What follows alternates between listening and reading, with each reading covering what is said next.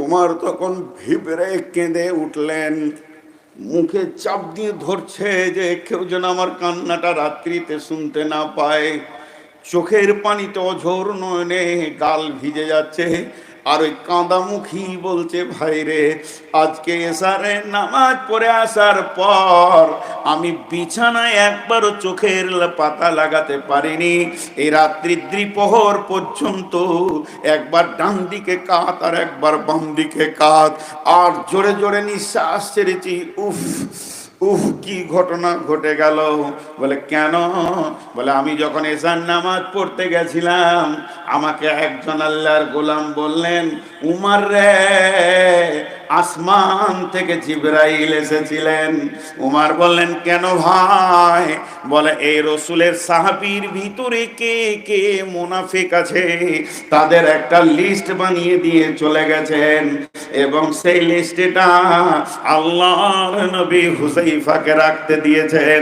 ও ভাই হুযায়ফা, আমি তোমার কাছে এসেছি, লিস্টে কার কার নাম আছে বলো না, আমি জানবো না, সেটা আমার প্রয়োজন নাই। আর লিস্টটা একবার আমার হাতে দাও না, আমি তাও বলবো না। তুমি বাড়ির ভিতরে গিয়ে একবার প্রদীপটা জেলে দাও, যে লিস্টেটা নজর লাগিয়ে দেখো আমি উমর বিন খাত্তাবের নামটা আছে কিনা। যদি মুনাফিকের লিস্টে আমার নাম চলে যায়, আমি আল্লাহর দরবারে কেঁদে কেঁদে নামটা কাটাবো। ও ভাই হুযায়ফা, একবার খবরটা দাও। এখন একটা উদাহরণ দিব। ইঁদুর নামে একটা প্রাণী আছে, নদিয়াতে আছে। আমি ঘন ঘন পানি খেয়েছি, বলিয়েন না যে আপনি কেন খেয়েছেন। 488 সুগার, জিভ আটকিয়ে যাচ্ছে, বায়ান করতে গেলে জিভটা শুকিয়ে যাচ্ছে। 488 সুগার হলে যা হয়, ওই জন্য বেশি রাত পর্যন্ত জাগতে মানা করেছে। কিন্তু এটা বড় বিড়ম্বনা, আমাকেই শেষে দেয়। যদি বলি কালেকশন করে দেবো আগে যান, তখন বলবে না না না, কালেকশন করতে হবে না, আপনার শোনার জন্য লোক এসেছে। আর যেই বায়ান জমে যাবে পেছন থেকে একটু কালেকশন, একটু কালেকশন, কালেকশন আজ 1 টাকাও করবো না। 4 বার আমি নিজে ফোন করে বলেছি আমাকে মাঝে দেন, কালেকশন করবো। উত্তর গিয়েছে খালি যে আপনাকে কালেকশন করতে হবে না, শোনার জন্য লোক বসে আছে। যদি কেউ টাকা আমাকে দিতে আসে, ওকে ঘুরিয়ে দেবো। কেউ 10 টাকা দিলে তাকে ওখান থেকে আর 10 নিয়ে 20 দেবো। উল্টো পাল্টি চলবে, তাতে নসিবে যা আছে। আর রাত 12টার পর যেখানে বায়ান করবো, ওগুলো সব লাল কালি লাগবো। আগামী বছর একটা ওগুলো যাব না।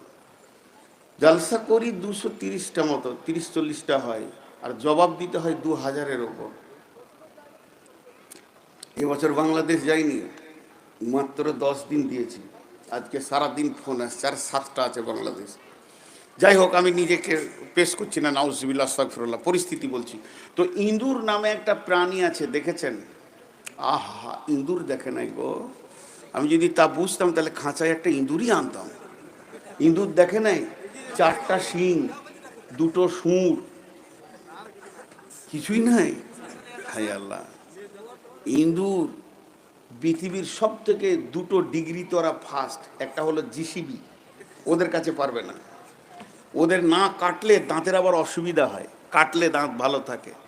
আর আমি একবার বক্তব্যের বিষয় আমার একটা আছে, শিক্ষা, প্রকৃত শিক্ষা কি, প্রকৃত শিক্ষককে আর প্রকৃত ছাত্রকে, তাদের শিক্ষার উপরে একটা বক্তব্য আছে। তো ওখানে আমি ডাক্তার, মাস্টার, ইঞ্জিনিয়ার, কোর্টের জজ, উকিল, হাকিম, ব্যারিস্টার যত আছে পরপর পরপর কোরআন দিয়ে প্রত্যেকের মোকাবেলা করি, সিরিয়াল দিয়ে সিরিয়াল দিয়ে সিরিয়াল দিয়ে, যে আপনাদের কি আছে।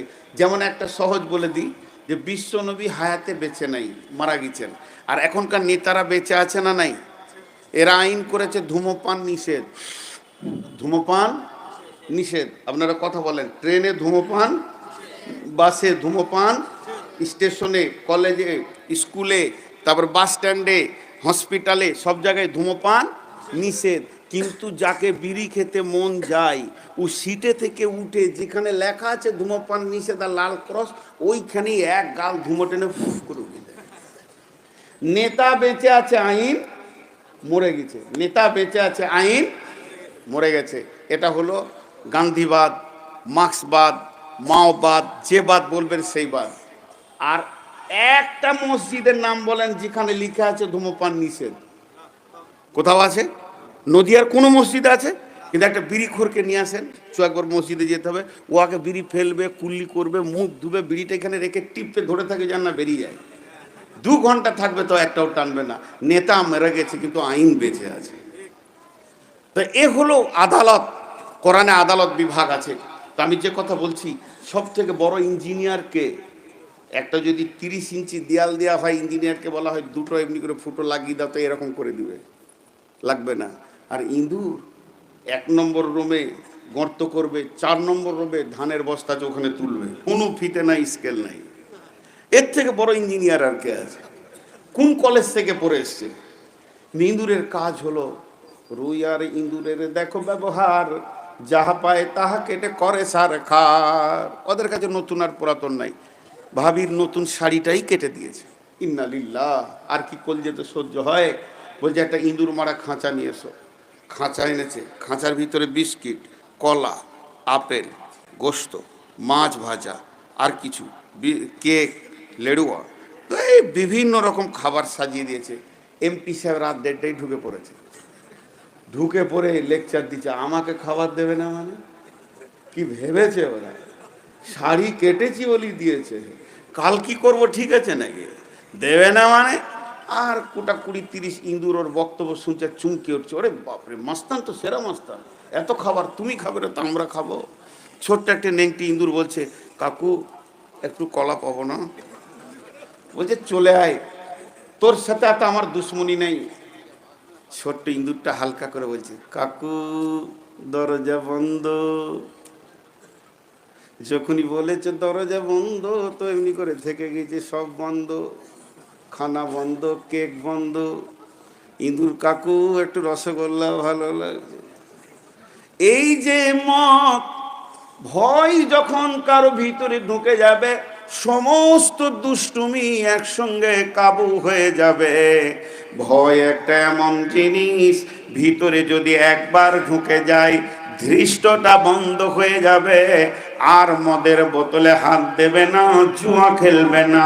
আল্লাহ তাবারাক ওয়া তাআলার রাসূল সাহাবীদের ভিতরে 10 থেকে 12 বছর শুধু ঈমানের মেহনত করেছেন, আল্লাহর ভয়কে ভিতরে ভরে দিয়েছেন। এর জন্য তারা মদকে কোলে তুলে নিতে পেরেছে। মা আমার, বোন আমার, একটা মেয়ে এসে নবীজিকে বললেন আমাকে পাক করে দেন। নবীজি মুখটা ফিরিয়ে নিলেন, সামনে গিয়ে বলছে রাসূলুল্লাহ আমাকে পাক করালেন। নবীজি এদিকে মুখটা ফিরিয়ে নিলেন, আবার সামনে গিয়ে বলছেন ইয়া রাসূলুল্লাহ আমাকে পাক করালেন। আল্লাহর নবী বলছেন তোমাকে কি করে পাক করব বলো? বলে যে কাজ করলে মেয়েরা বাচ্চার মা হয়ে যায়, আমার দ্বারা সে কাজ হয়ে গেছে। আমি বিধবা, আমার পেটে বাচ্চা এসে গেছে, অবৈধ সন্তান। ও দয়ার নবী গো, আমাকে জাহান্নাম ভয় লাগছে, পৃথিবীটা আমাকে পাক করে দেন। নবীজি বললেন তুমি ফিরে যাও, বাচ্চাটা যখন জন্ম নিবে তুমি এসো, একজনের জন্য 2 জন সাজা পাবে না। মেয়েটি ফিরে চলে গেল, বাচ্চাটা জন্ম নিল, শিশু কোলে করে এসে বলছেন ইয়া রাসূলুল্লাহ আমাকে পাক করে দেন। এরপরে বললেন যাও, পৃথিবীর বিকল্প খাবার হচ্ছে মায়ের দুধ, এটাকে আমি মাহরুম করতে পারি না। ছেলেটাকে 2.5 বছরের দুধ পান করানো হলো। এরপরে মেয়েটি এসে বলছেন ইয়া রাসূলুল্লাহ আমাকে পাক করে নেন। মেয়েটি জানতেন আমাকে পাথর ছুঁড়ে মারা হবে, আমাকে মাটিতে গেড়ে দিয়ে পাথর ছুঁড়ে মারা হবে, তারপরেও সে মতের মঞ্চে বারবার চলে আসছে। মতটাকে তাকে কিছুই মনে হচ্ছে না। তার কারণটা হচ্ছে আল্লাহর ভয় তার ভিতরে ঢুকে গেছে।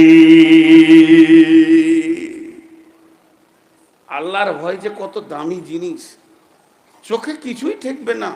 কে বেজ্জতি করলো, কে মারলো, এগুলো চোখে ঠেকবে না, সে বারবার আসবে। এবার লাভ কি আছে? দুটো লাভের কথা বলি। আল্লাহ বলছেন বিসমিল্লাহির রহমানির রহিম।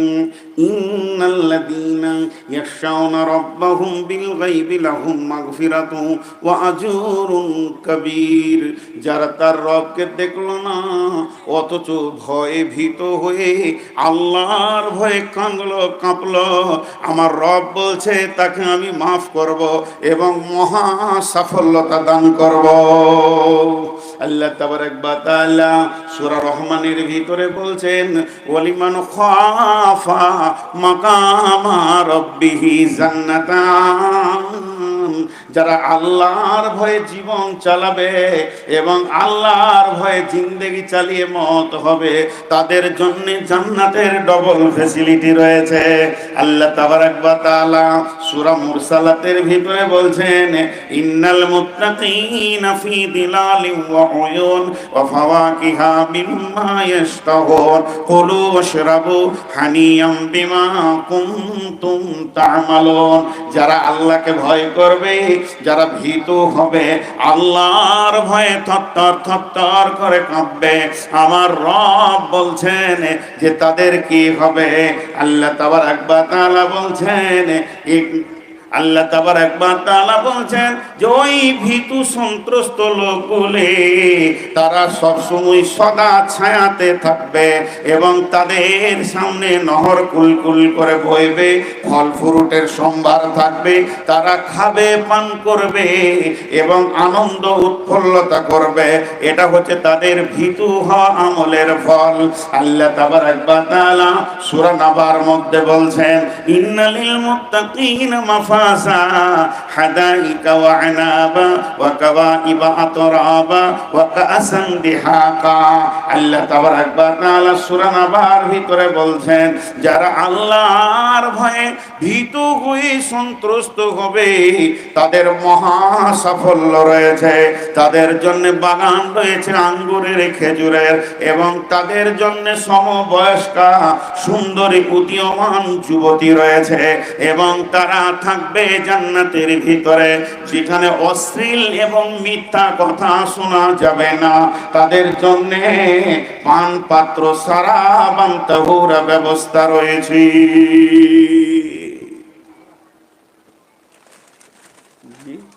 লোক উঠতাছে, এবার কমতে শুরু করেছে, আর 5-7 মিনিটের মধ্যে ময়দান খালি হইব।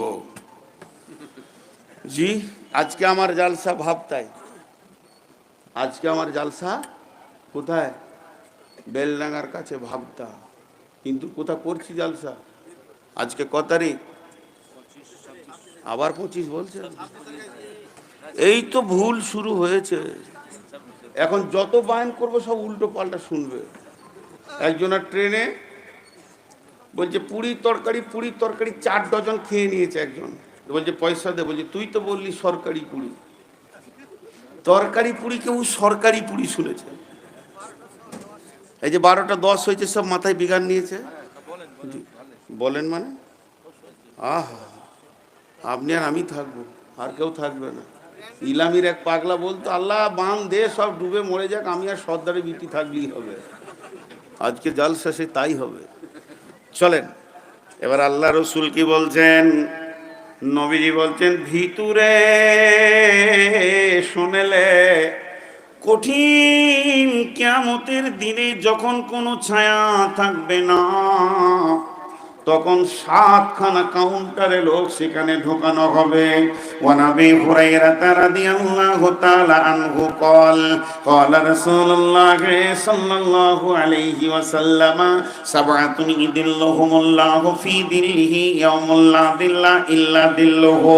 এখানে যে 7 জন লোক স্থান পাবে তার মধ্যে একটা হচ্ছে রাজুলুন দাতু ইমরাতুন দাতা মানসুবিন জামালিন ফাকালা ইন্নী আখাফুল্লাহ।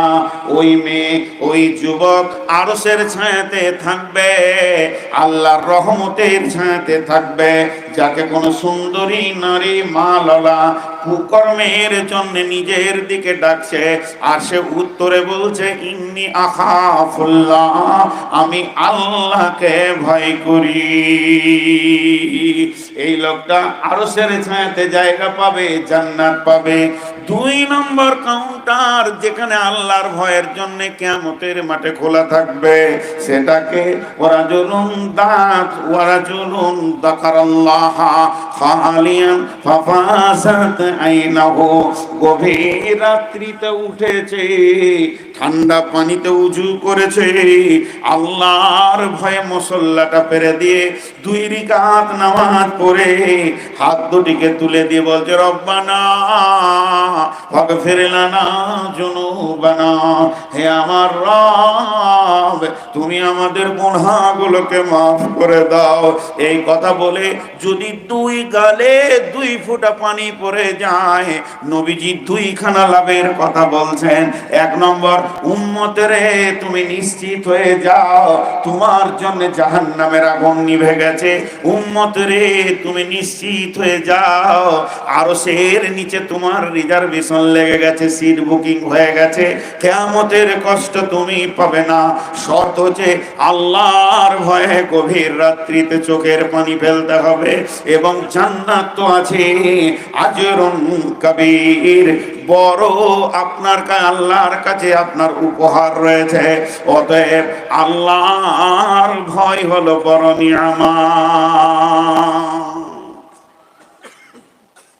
অনেক কথা আছে, যদি ইত্তাকু দিয়ে কথা বলা যায়, ইয়া নাস ইত্তাকু রাব্বাকুম আল্লাযী খালাকাকুম ওয়াল্লাযীনা মিন কাবলিকুম লাআল্লাকুম তাত্তাকুন, ইয়া নাস ইত্তাকু রাব্বাকুম আল্লাযী খালাকাকুম মিন নাফসিন ওয়াহিদাতিন ওয়া খালাকা মিনহা, ইয়া আইয়ুহাল্লাযীনা আমানু তাকুল্লাহা, ইয়া আল্লাযীনা আমানু তাকুল্লাহা হাক্কা তুকাতিহি ওয়া লা তামুতুনা। কত কথা আল্লাহ তার ভয়ের জন্য এনেছেন, কিন্তু আমাদের দিলে আল্লাহর ভয় নাই। এই জিনিসটা পুশ করার নেই। আপনারা সবাই 5 সেকেন্ড চুপ থাকেন, একজনও কথা বলবেন।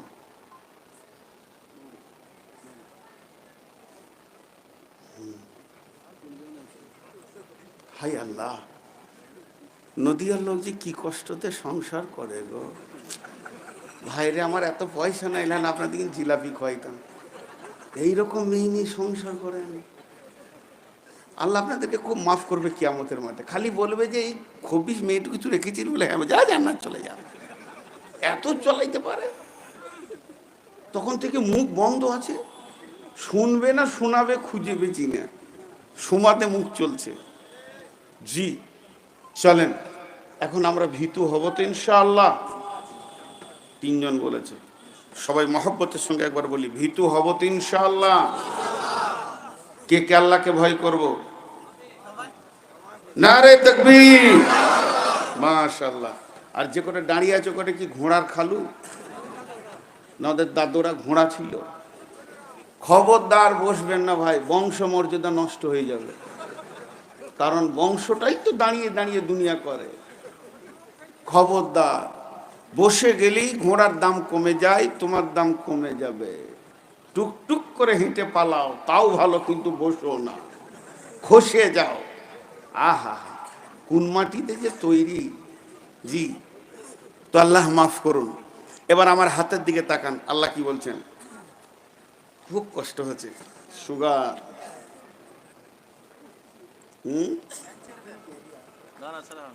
ছেড়ে দিব? সেক্রেটারি কে? কোনটা? ওর নামে কেস আছে 4খানা। বসেন ওখানে, বসেন বসেন, সামনে বসি, শুনতে ভালো লাগে। আর প্রধান শিক্ষক আপনি কে? হায় রে আল্লাহ, আমার নসিব কত খারাপ, যার মেহমান তাকেই খুঁজে পেয়েছি না। জি, তো এখন আমি আপনাদের সামনে আয়াত পড়ব, আর আমার হাতের দিকে তাকাবেন, 2টা হাতের দিকে। বিসমিল্লাহির রহমানির রহিম। লাইসাল বিররা আন তুওয়াল্লু উজুহাকুম কিবালাল মাশরিকি ওয়াল মাগরিবি ওয়ালাকিন্নাল বিররা মান আমানা বিল্লাহি ওয়াল ইয়াউমিল আখিরি ওয়াল মালাইকাতি ওয়াল কিতাবি ওয়ান নাবিয়্যিন وآتى المال على حبه ذوي القربى واليتامى والمساكين وابن السبيل والسائلين وفي الركاب وأقام الصلاة وآتى الزكاة والموفون بعهدهم إذا عاهدوا والصابرين في البأساء والضراء وحين البأس أولئك الذين صدقوا وأولئك هم المتقون সকলে একবার আমার সাথে জোরে বলেন মুত্তাকুন আর একটু জোরে বলেন মুত্তাকুন পেছন থেকে আওয়াজ আসছে না যুবকের দল আল্লাহকে খুশি করার জন্য একবার জোরে সবাই বলি মুত্তাকুন এটা শেষকালে বলবেন আমি যখন হাতটা এরকম তুলবো আপনাদেরকে ইশারা দিব তো বলবেন ঠিক আছে লাইসাল বিররা আন তুওয়াল্লু উজুহাকুম قبل المشرق والمغرب ولكن البر من آمن بالله وباليوم الآخر والملائكة والكتاب والنبيين وآتى المال على حبه ذوي القربى واليتامى والمساكين وابن السبيل والسائلين وفي الركاب وأقام الصلاة وآتى الزكاة والموفون بعهدهم إذا عاهدوا والصابرين في البأساء والضراء وحين البأس أولئك الذين صدقوا وأولئك هم المتقون আল্লাহ বললেন এটা আল্লাহ বলছে যার ভিতরে 10টা গুণ আছে সারা পৃথিবী যদি ওকে বেঈমান বলে তো আমি আল্লাহ মুত্তাকি বলবো তার কোনো চিন্তা আছে জোরে বলেন আল্লাহ যদি মুত্তাকি বলে তো চিন্তা আছে তো কটা গুণ থাকতে হবে ভিতরে এই 10টা না শুনে কে কে পালাবো খুব চালাক মার সাংঘাতিক শিয়ানা মার এবছর 5টা বলবো সামনে বছর 5টা বলবো আমিও খুব শিয়ানা মার জি এবার টোটাল 10টা গুণে গুণান্বিত যার ভিতরে থাকবে এটা পৃথিবীর মানুষ বলেননি আল্লাহ নিজে বলছেন ওয়া উলাইকা হুমুল মুত্তাকুন এরাই হলো আমার কাছে মুত্তাকি কথাটা বোঝাতে পারলাম কিন্তু আল্লাহ একটা ভূমিকা দিয়েছেন ভূমিকাটা কি পশ্চিমে এবং পূর্বে সাজদা করার নাম ইমানদারি নয় সুদানের লোক পূর্বে সাজদা করে ভারতের লোক পশ্চিমে সাজদা করে মদিনার লোক দক্ষিণে সাজদা করে নাইজেরিয়ার লোক উত্তরে সাজদা করে করে তো করে কাকে করে আল্লাহকে করে নিশানা কেবলা রাখা হয়েছে কেবলাকে কেন্দ্র করে রবকে সাজদা করে এর জন্য আয়াতটা সারা পৃথিবীর জন্য কোরআন এর জন্য আমার আল্লাহ বলছেন তোমরা খালি পূর্বে পশ্চিমে সাজদা করে দেবে আর নিজেকে ইমানদার বলবে এটা আমি মানব না তার মানে হচ্ছে মুনাফিকরাও নামাজ পড়ে মুনাফিকরা এত সুন্দর নামাজ পড়ে এখনকার ইমানদারদের নামাজের চাঞ্চলতা আছে কিন্তু রাসূলের জামানার মুনাফিকদের চাঞ্চলতা ছিল না এত ধীরে নামাজ পড়তো স্বয়ং নবীজিও পর্যন্ত বুঝতে পারেনি এটা মুনাফিক শুধু তাই নয় এখনকার যারা মুসলমান বলে নিজেকে দাবি করে জুমা ছাড়া নামাজ পড়ে না মুনাফিকদের কোনোদিন তাহাজ্জুদ কামাই ছিল না এর জন্য আমার রব বলছে শুধু তোমরা নামাজ পড়ে দিয়ে নিজেকে মুত্তাকি বলবে না যদি মুত্তাকি হতে হয় 5টা জিনিসের উপরে ঈমান আনতে হবে আর 5টা জিনিসকে আমাল করতে হবে এই 5 5 10 গুণ যখন তোমার ভিতরে থাকবে গোলাম রে বিশ্ববাসী যদি তোমাকে মুনাফিক বলে আমি রব তোমাকে মুত্তাকি বলবো বুঝাতে পারলাম তো এবার দেখেন এক নম্বর ধরছি, আল্লাহর উপরে ঈমান। কার উপরে ঈমান? আল্লাহ আছে না নাই? সকলে বলেন আল্লাহ আছে না নাই? আছেটা ঈমান লয়। আল্লাহ আছে এই কথাটা ঈমান লয়। দুইজন মৌলানা, ধরেন ইনি আর আমি দুজনের ঝগড়া লেগেছি, কি নিয়ে জানেন? হালকা ছোট জিনিস নিয়ে। উনি বলছেন আপনার সঙ্গে আমার দেখা হলো বেতুয়াতে, আপনি আমাকে মুসাফা করলেন না, সালাম দিলেন না। কখন দেখা হয়েছিল? কোনো মতেই মানছি না।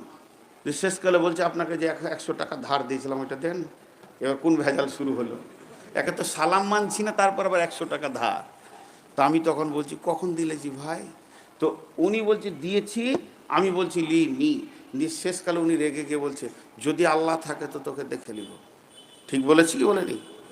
আমাদের যদি আল্লাহ থাকে মানে আল্লাহ নাও থাকতে পারে, আল্লাহ আছেই, তোমাকে দেখব। আমরা যখন বললাম আল্লাহ আছে, আল্লাহ আছে নয়, আল্লাহ আছি, এর নাম ঈমান। আল্লাহ আছে এর নাম ইলম, জ্ঞান। আর আল্লাহ আছি এর নাম ঈমান। আল্লাহ তাবারক ওয়া তাআলা বলছেন আল্লাহকে পাওয়ার ব্যাপারে বিভিন্ন রকম অ্যাঙ্গেল আছে। তার মধ্যে আল্লাহ একটা বলছেন ফাদকুরুনি আযকুরুকুম ওয়াশকুরুলি ওয়ালা তাকফুরুন। গোলাম রে, তোরা আমাকে ডাক, তাহলে আমি আল্লাহ তোদেরকে স্মরণ করব। আর তোকে যেমন অবস্থায় রেখেছি ওটাই তুই মেনে নে রে গোলাম। আর খবরদার আমার বিরুদ্ধে মুখ খুলবি না। 4টা কথা। যেমন তোকে রেখেছি ওই রকম থাক, আর তুই আমাকে ডাকলে আমি তোকে ডাকবো। হাজি ভাই, সহজ করে একটা কথা বুঝতে পারছি, আমি আল্লাহর গোলাম, আল্লাহকে আমি ডাকবো, তা আল্লাহ কেন আমাকে ডাকবে? সে কি আমার গোলাম? জি না, আল্লাহ ডাকবেন না, আমার ডাকে সাড়া দেবেন। আমি মাবুদকে ডাকলাম আর তার সাড়াই পেলাম না, তাহলে সে আল্লাহ হলো কি করে? কথাটা ঠিক না ভুল? আমি আল্লাহকে আল্লাহ বলে কাঁদবো, সে উত্তর দেবে কি বান্দা তোর কি হয়েছে বল, কি নিবি বল, তবেই তো আল্লাহ। তা আল্লাহ সাড়া দেবে। তো বান্দা যখন আল্লাহকে ডাকবে তো ঈমানকে সঙ্গে করে ডাকতে হবে। আর আল্লাহ যখন বান্দাকে স্মরণ করবে তো ক্ষমাকে সঙ্গে করে স্মরণ করবে। আল্লাহ বলছে অশকুরুলি, তোকে যেমন রেখেছি ল্যাংড়া খোঁড়া আনপার গাঁর, তোকে আমি বানিয়েছি মাস্টার, ডাক্তার, ইঞ্জিনিয়ার, মাওলানা, মুফতি। কাউকে প্লেন দিয়েছি, কাউকে পায়ে হাঁটতে দিয়ে, কেউ গাছতলা, কেউ 20 তলা, কেউ ছাঁচতলা, কেউ রিস্কাওয়ালা, কেউ 5খানা বাইকের মালিক। আমার আল্লাহ বলছেন ওয়াশকুরুলি ওয়ালা তাকফুরুন, বিশ্বকে আমি একাই কন্ট্রোল করছি, অতএব তোকে যেমন রেখেছি ওই রকমই থাকবে। খবরদার আমার বিরুদ্ধে কথা বলবি না। আল্লাহ তুমি ওকে মাল দিলে কেন, আমাকে দিলে না কেন, এই ধরনের কথা বলবি না। গোলাম রে, আমি তোদের রব।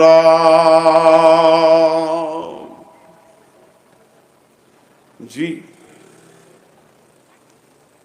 একটা আমাদের পশ্চিমবঙ্গেরই ছেলে থাকতো গুজরাটে, 2002-এর কথা বলছি, আপনাদের মনে আছে কিনা?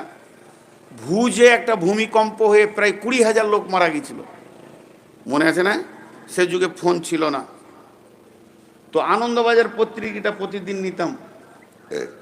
তো সাংবাদিক পাতাতে একটা ছেলে লিখছে, শিক্ষিত ছেলে, যে আমি প্রতিদিন একটা প্লাস্টিকের বস্তা কাঁধে করে নিয়ে গোটা ভুজ শহরে, মানে প্লাস্টিক, ছেঁড়া জুতো, বোতল, খালি ওইগুলো কোড়ানো ছিল আমার কাজ। যেখানে কুকুর শুকর খায় ওখানে কাঠি করে খুঁচে খুঁচে প্লাস্টিক বার করা। শিক্ষিত ছেলে বলছে রাত্রিতে এসে স্টেশনের ধারে একটা রুটি, টোলে আর 2টি তরকারি, ও আমাকে জেনেছিল সস্তায় দিত, খেয়ে নিতাম। তারপরে শুভকথা 5 স্টার হোটেলে সারাদিনের 150, 200, 300 টাকা ইনকাম, গিয়ে শুতাম। ওই যে ট্রেনের বগি যেগুলো পড়ে আছে, ট্রেন লাইনগুলো কাটা আছে, চলবে না, ওরকম ফাঁকা জায়গায় একটা এরকম করে বাতি দিয়ে কার্টুন দিয়ে ঘর করে ওখানে থাকতাম, আর ওখানে ছেঁড়া মশারি টেকে শুয়ে থাকতাম। আর মনে মনে ভাবতাম, আল্লাহ কি দোষ করেছি, শুয়োর